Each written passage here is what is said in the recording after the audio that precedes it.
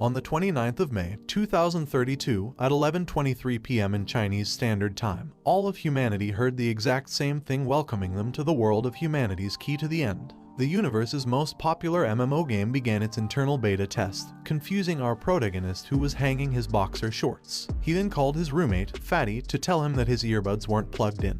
It was the middle of the night and he was still playing games. Our protagonist's name was Kiguan Ziojian, a 19-year-old second-year student in the Department of Biotechnology at White Star University. Fatty replied that the earbuds were indeed plugged in and asked where that sound came from. Suddenly, a voice shouted, instructing everyone to kill monsters, attack clones, activate their exclusive final key system, and blaze through that new world. This woke up our protagonist's other roommates, who were sleeping, and wakes up in confusion. One of the men suggested that the voice didn't seem to be from the computer. He then checked their group chat and saw their classmates asking about the voice they heard. The man mentioned that the whole school had heard it. He told his roommate to stop kidding and that a new trial was beginning and all that stuff. He then asked his roommate if there shouldn't be aliens invading them next, turning around to ask Fatty for his opinion. However, he was shocked to see a monster appearing in front of him. He fell on the ground in shock, shouting profanities. His roommates were also shocked to see it. He shouted, asking what kind of joke it was. Fatty, in an attempt to attack the monster, launched his laptop towards it, but it jumped in time to avoid the attack, surprising Fatty. The monster then released its power, hitting Fatty in the arm. Fatty slammed on the floor, shouting in pain. One of the men called Fatty in worry, while the other called the man Ruin Mai, telling him to be careful because the fellow's fire was very dangerous. The monster then ran toward Fatty to attack, making Fatty worriedly say that he was done for. However, a plunger suddenly hit the monster's face, and Ziojian began to hit it continuously with the plunger, shouting profanities. The towel on Ziojian covering his private area tore into pieces, but the monster slowly faded away. Ziojian, exhausted, catches his breath, and Fatty asked if it died just like that. He lifted the plunger up, asking if it was the plunger of victory and oaths. The man told him that he should look to himself for an explanation instead. Suddenly, a key appeared in front of him, and the voice congratulated them, announcing that 4,615 Earthlings had successfully killed the first wave of monsters, awakened, and become players. One of his roommates thought this had only happened to 1 in 130,000 people. The voice announced that the game officials would activate the game system for the above 4,615 Earthlings and issue them a newcomer's gift pack. Ruin Mai asked if it was a Goldfinger thief, and Fatty pinched his face, thinking that the dream felt extraordinarily real. The voice told everyone that in the future, if any Earthlings killed monsters, they would have a chance to awaken and become players but would be unable to obtain that gift pack. The chance would increase and decrease in accordance with the release of monsters, and they were encouraged to become a player now and save that world. Then, a strong light and loud noise could be heard from their room. Then Ziojian called his roommate's children and sweetly told them to call him Daddy. One of his roommates peeked to see him, and they were all shocked to see him. He told them that it was not too late for them to call him Daddy, and if they did, he, the strongest player, would definitely protect all of them. Years later, he was emotionless as he remembered it and released his hand. He looked at the swarm of different monsters in front of him, activated one of his skills, gathered them in his finger, and released them above. His power flew straight to the sky, hitting a few flying monsters. It exploded in the air, spreading everywhere and hitting the monsters on the ground, causing loud explosions. He thought that it should be time for the final boss now. In July 2039, 7 years after Key to the End descended onto Earth, the player with the game ID 347,077,729, username Kiguan Ziojian, led 47 players from the White Star Guild to challenge the SS rank clone of the Heart of Dusk's Despair. The clone had claimed the lives of 17,420 players since it first appeared, and there had been 0 successful challengers. He thought it should have come by now, the SS rank boss, Nidhogg, the Devourer of Worlds. Suddenly, the air circled in front of him, and a huge monster slowly emerged from it. He gathered his power in his hand, but then someone called for help, making him stop gathering his power. Ruin Mai called him and told him that they couldn't hold on much longer, so he should save them. He faced Ruin Mai and asked if he wanted him to leave the final boss alone and take all of them away. Ruin Mai begged him to just get them out of there, but he ordered Ruin Mai to call him Daddy. Ruin Mai asked him what he was saying, and he reminded Ruin Mai that he would only protect them if they recognized him as their father because it meant respecting someone more powerful than him. Ruin Mai was about to call him Daddy when someone cut Ruin Mai's head in half. That someone was him, and he looked at Ruin Mai emotionlessly. After he killed Ruin Mai, he asked Ruin Mai if he had forgotten that he was already dead, reminding him that he had mentioned before that good people don't live for long. Fatty, who saw him kill Ruin Mai, shook in fear and asked if he had gone mad. However, he didn't reply and just peered at Fatty. He then threw his attack toward Fatty, piercing it into Fatty's body. He let go of Fatty's lifeless body and mentioned that he was paralyzed long ago, lying in one of the guild's beds now as he walked towards his other roommate. He called the man Mu Rongxiao, expressing his desire to kill him. He swung his sword at Rongxiao, chopping off Rongxiao's head. Suddenly, his roommate's body burned and transformed into dead monsters. He noticed that all of them were the last hurdle, fallen Finwala. Then he felt a strong presence behind him, peered back, and saw a powerful monster heading towards him. A huge dragon appeared in front of him, and he simply told it that it had finally come. Nidhogg gathered fire in its mouth to attack him, but he calmly informed Nidhogg that the truth was he had already grown weary of battle. When Nidhogg released its fire to burn him to death, a light emerged from the huge fire, and he slowly walked out of it, telling Nidhogg that he really wanted to lie in bed, drink cola, and play some normal games. He drew his sword, expressing to Nidhogg that if he had to kill it in order to live such a life, he jumped toward it, shouting for it to come at him. He faced Nidhogg with all his might, and they collided at the center, causing a loud explosion that destroyed the ground around them. A moment later, as the smoke slowly faded away, it revealed Nidhogg down on the ground, dead.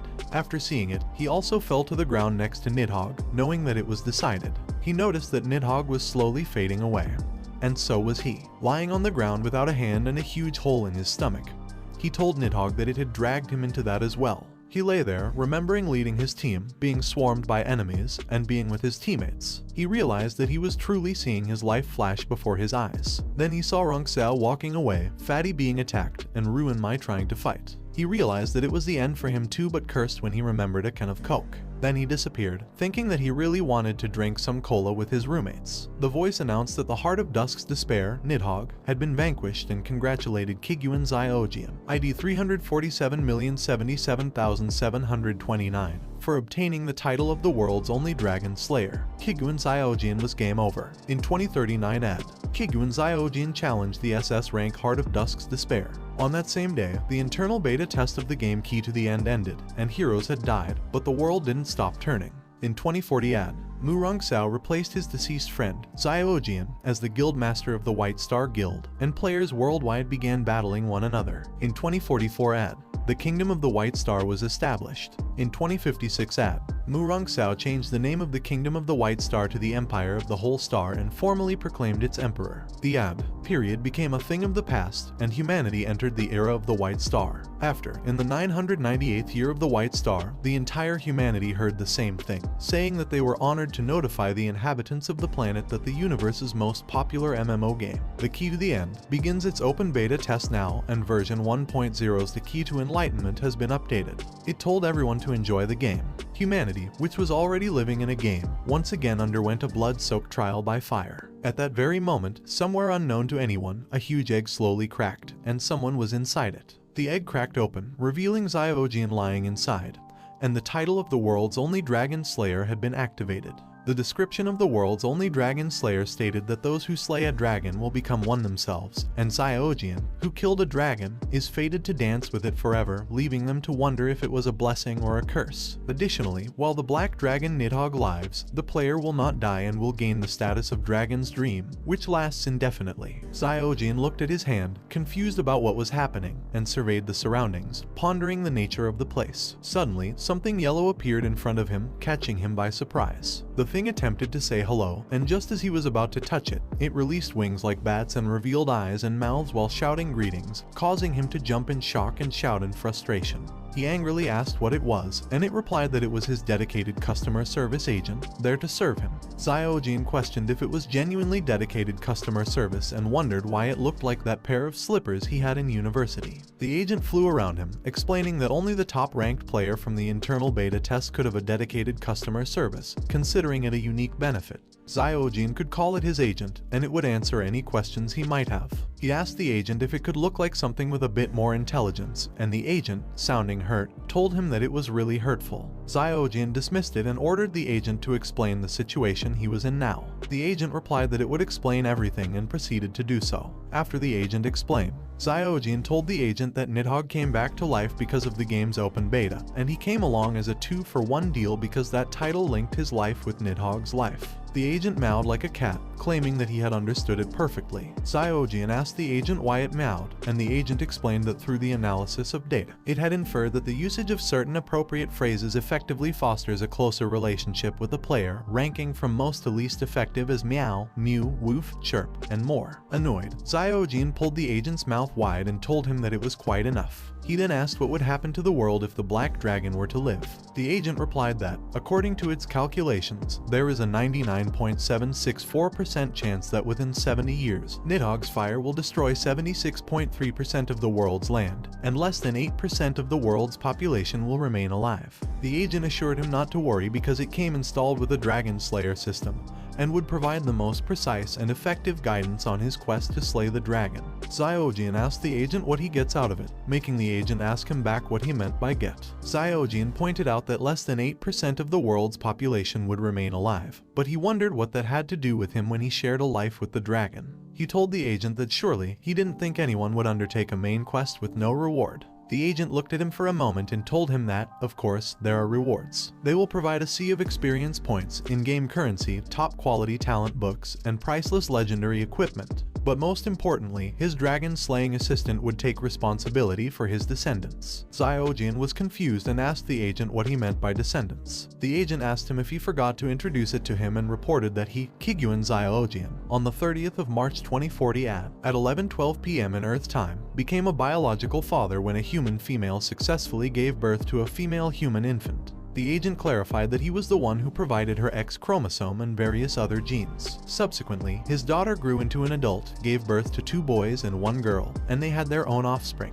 His genes were passed down from generation to generation for the next 1,000 years. Xiaojian was stunned in confusion, but the agent congratulated him because he was now the head of a household. The Sprout of Calamity, a companion copy of the SS-level boss, the Black Dragon Nidhogg, and now that the Black Dragon has not yet awakened, the level of the duplicates is 1-to-1. Meanwhile, at level C, a lady asks the store owner how much he sells B-level medicine pills. The man replies that 1 bottle is for 100 coins, and 10 bottles are for 950. She gives him her badge while telling him that she'll exchange it for 20 bottles, and it was passed down from her ancestors. The man looks up and examines the badge when Xiaojian appears and asks the lady if she is a local. He then tells her that he wants to visit Kiguan's house and asks her how to get there. However, the lady looks at him in anger and tells him that they are dead, making him confused. She informs him that he is too late because all members of Kiguan's family died a few years ago. Then the owner tells her that the badge she gave is made of alloy and is worthless, so he can only give her 12 bottles. She silently grabs the bottles that were packed and immediately runs away, making Xiaojian surprised and shouting at her to wait a moment.